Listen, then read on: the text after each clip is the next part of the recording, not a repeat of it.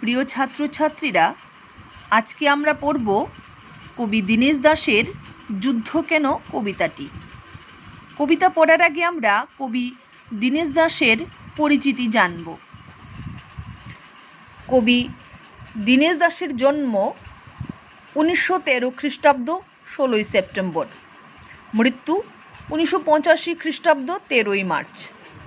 জন্মস্থান কলকাতার আলিপুর। কবি ছাত্র জীবনে স্বাধীনতা আন্দোলনের সঙ্গে যুক্ত হন।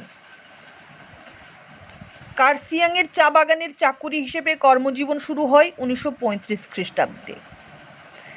বাংলা ছাড়াও কবি ফরাসি, জার্মান এবং সংস্কৃত ভাষায় তার গভীর জ্ঞান এবং দখল ছিল। 1937 খ্রিস্টাব্দে কবি রচনা করেন কাস্তে কবিতা।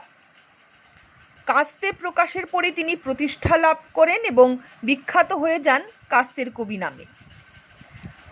আমাদের পাঠ্য যুদ্ধ কেন কবিতাটি নেওয়া হয়েছে। যুদ্ধ কেন কবিতাটির উৎস গ্রন্থের নাম কাস্তে। আমরা এবার যাচ্ছি কবিতায়। যুদ্ধ কেন, কবি দীনেশ দাশ। আমরা কবিতার যুদ্ধ কেন যে কবিতাটি লেখা হয়েছিল তখন ছিল দ্বিতীয় বিশ্বযুদ্ধকাল। তার পরিপ্রেক্ষিতেই সেই সময়ে দাঁড়িয়েই কবির এই যুদ্ধ কেন কবিতাটি লেখা হয়েছিল।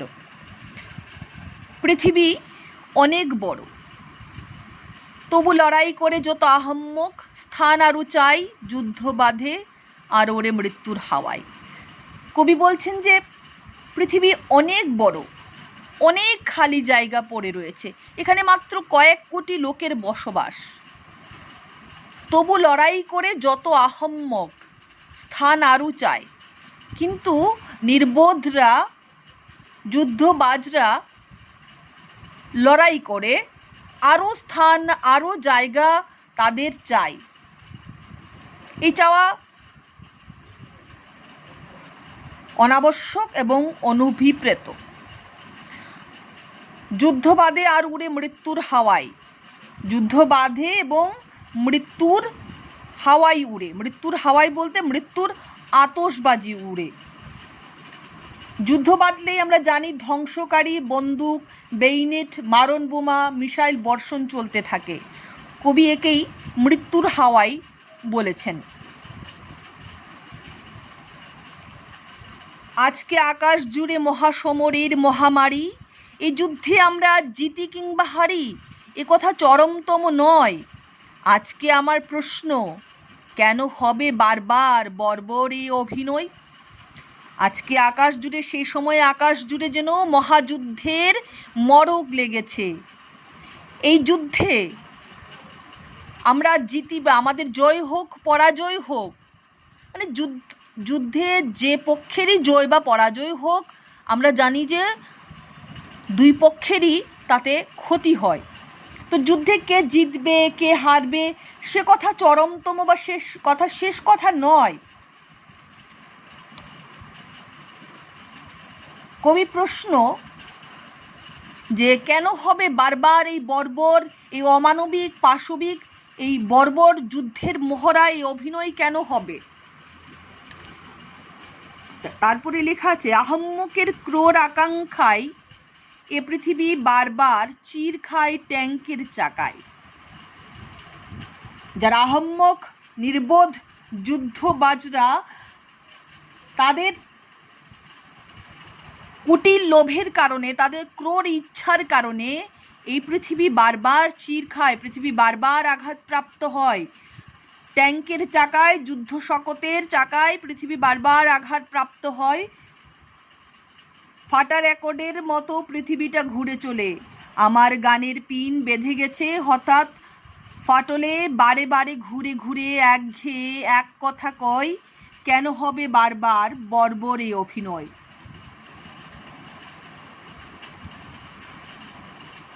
আকাশ জুড়ে তখন যুদ্ধের মহামারী চলতে থাকে। পৃথিবী বারবার যুদ্ধ শকটের চাকায় ক্ষতবিক্ষত হয়। একটা অবিশ্বাসের বাতাবরণ তৈরি হয়। যুদ্ধের প্রতিরূপ ট্যাঙ্কের চাকায় বাস্তব পৃথিবীর বুকে যতটা ফাটল সৃষ্টি হয় মানব সম্পর্ক এবং বিশ্বাসে ফাটল তার চেয়ে কোনো অংশে কম নয়। যুদ্ধবাজদের তৈরি করা যুদ্ধে ক্ষতবিক্ষত পৃথিবী এবং মানবতার ফাটলে আচমকা কবির সমস্ত গানের কথা, গানের পিন যেন বেঁধে গেছে এবং সেই গানের পুনরাবৃত্তি ঘটে থাকে। আমরা জানি যে রেকর্ডে পিন বেঁধে গেলে সেই গানের পুনরাবৃত্তি ঘটতে থাকে। কবি বলছেন যে বারবার একই কথা একঘেয়েভাবে বলছে, কেন হবে বারবার এই বর্বর অভিনয়? পৃথিবী অনেক বড়, এই পৃথিবীটা অনেক বড়, জলাভূমি মাঠ করো, জঙ্গল হাসিল হোক ভেঙে চুরে পিষে।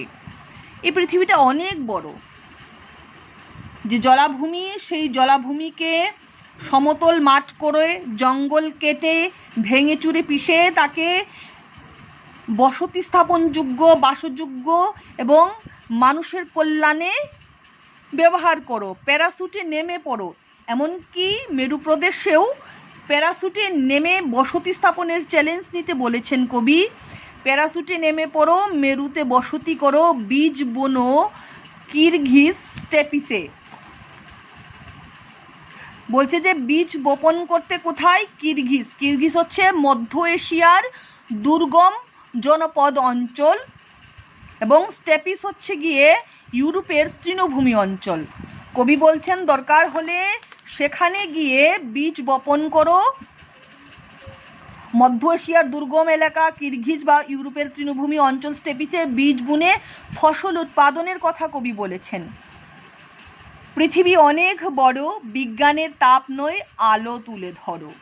কবি বলছেন যে পৃথিবীটা অনেক বড়, কবি চান না যে বিজ্ঞানের তাপ বলতে কবি এখানে ধ্বংসকারী শক্তিকে বুঝিয়েছেন। বিজ্ঞানের যে ধ্বংসকারী সৃষ্টি সেই শক্তিকে বোঝানো হয়েছে, তাই বলছেন যে কবি বিজ্ঞানের তাপ নয় আলো তুলে ধরো।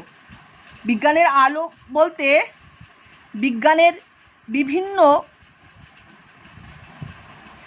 বিজ্ঞানের যে বিভিন্ন কল্যাণকামী দিক রয়েছে সেই কল্যাণকারী দিককে উন্মোচন করে মানুষের সেবায়, মানবতার পথে সবাইকে জাগ্রত হবার আহ্বান করেছেন কবি দীনেশ দাস এই যুদ্ধ কেন কবিতায়।